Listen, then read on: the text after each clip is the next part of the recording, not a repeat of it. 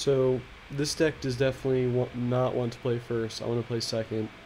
This is a this is exactly the kind of hand I want with this deck. Obviously, I'd like to have one of my win conditions, but I might not even be I might not even be worse off this way. It might be better to have your win conditions in the deck because I have so many of them and I can't play them for, you know, 6 to 8 turns anyway.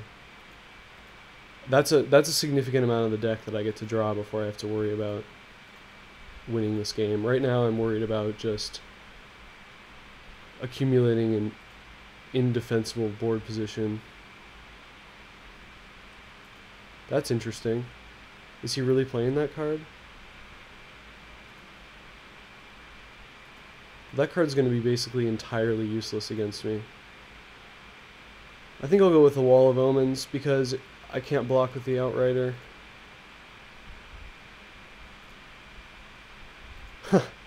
So enjoy. I almost hope he uses some like removal spell or pump spell to get through that. Maybe he's Distortion Strike Kiln Fiend though. That would be my guess.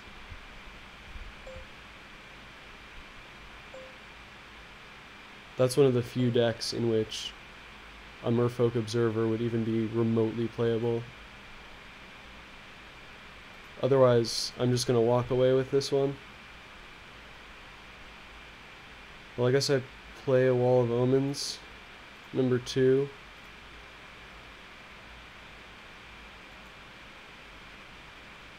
And drop a land. I will put down white.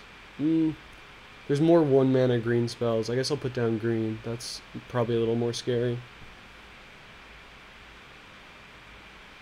I haven't necessarily explained this that well when I've mentioned it, but like what mana you keep up is kind of important. You give the appearance of being so much more dangerous than you necessarily even are.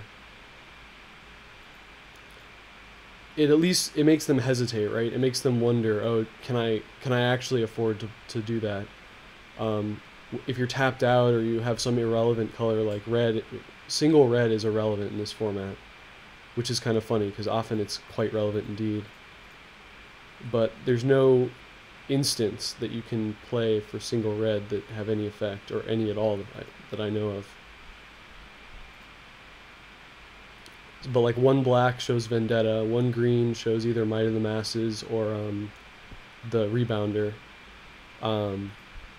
See, that's fine. He's Narcolepsy, my Wildheart Invoker, but if I get to 8 mana, I can still win the game anyway. So that only neuters like half of that card. And if I get a Momentous Fall, I would probably play it on that guy and be really excited about it. Alright, so that's kind of annoying, but not that worrisome. Alright, so this is an interesting choice. I'm playing a Plains for sure. Given that he has red, I don't want to play too many 2 toughness guys. I can't play the Outrider and level him, which I think seems good. I also can't play the Escort and level him and play the Basilisk. So I think the move here is to play the Escort and level him twice. If I don't level him twice, it's pretty obvious that I have Puncturing Light here. Like, what else would you have with red and green, or white and green open? I guess it could be, once again, that aforementioned green pump spell that I'm pretending I have. I'm better off just moving this guy in the direction of being a badass, though. I'm not too worried about an attack here. He's only got 2 cards. Like, what's the worst that can happen to me? I think what I'm scared of right now is like a Sphinx of Magosi, essentially, or something to that effect. But, like, are you really playing these cards with the Sphinx of Magosi? Probably not. Are you really playing these cards at all? This guy may, in fact, be the worst drafter ever. Really? For example, that play? I'm just going to deliver an absolute beating to this guy right now with my Puncturing Light. I have no idea why he did that. I have to put a lot more mana into that guy to make it worthwhile.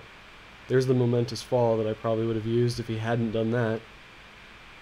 But As it stands, I think my best choice here is to swing with the Wild Heart Invoker and hope he makes what will eventually be a very bad block. If he double blocks, then I survive, because I can always Puncturing Light the Lagak Lizard. If he triple blocks, I go for a 3 for 2, essentially, which is really good for me when he has 1 card left. So that might be a stupid way to throw away a Wild Heart Invoker that could eventually win me the game, but I don't think he's going to triple block. I think he's probably just going to double block, or not block at all. Or single block, in which case I will gladly use Puncturing Light. And then I will play a Daggerback Basilisk and leave my fake pump spell open.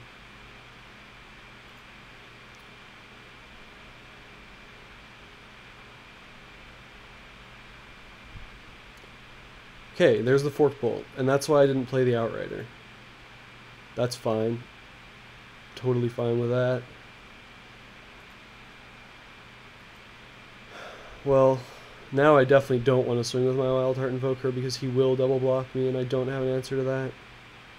So I think the plan here is to go to 7 mana, because next turn I can use Wild Heart Invoker's ability. Play the Outrider. Level the Outrider to get him out of range of the scariness. And again, keep my fake pump spell open. Although by not swinging, it's pretty clear I don't have the pump spell, so my fake pump spell, I think, has been debunked at this point.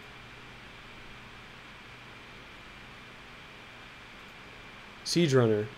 Well, he can smoke one of my Wall of Omens, and he's more than welcome to do that. Alright, this is where it gets ugly for him.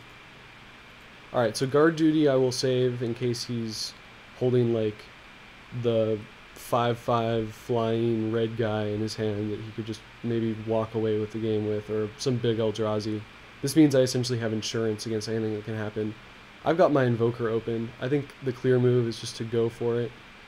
I'm going to swing with him. Let's see. 1, 2, 3, 4, 5, 6. I can get up to 8 toughness, so even if he triple blocks me, this still gets through. Do I use it is now an interesting question. My other option is to level up the Outrider twice.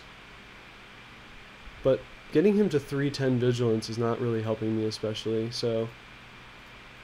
And if he has Regress, he's welcome to use it right here. It's just one less card he has, and I can always replay this guy. Because, like, now he's he's low on life, so next turn he's going to think a lot harder about blocking. Alright, well there's the double red. But he does not have anything to do with it. I could eventually, if I had nothing else to do, level up the Caravan Escort to level 5 and then use Momentous Fall on it, which would be kind of ridiculous. If I wasn't going to win the game anyway, I would probably do that. Wow. Here's an interesting question. To use Eldrazi Conscription or not. I don't think he has a Regress.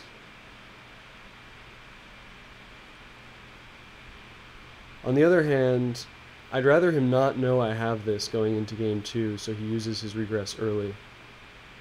I think I'm better off just, again, swinging with the Invoker.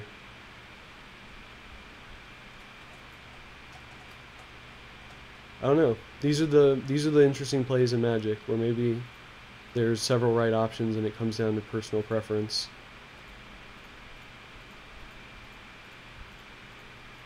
But I feel like that's the correct move for the aforementioned reasons. And at this point, like, if he plays his last card, or doesn't, you know, he concedes, of course.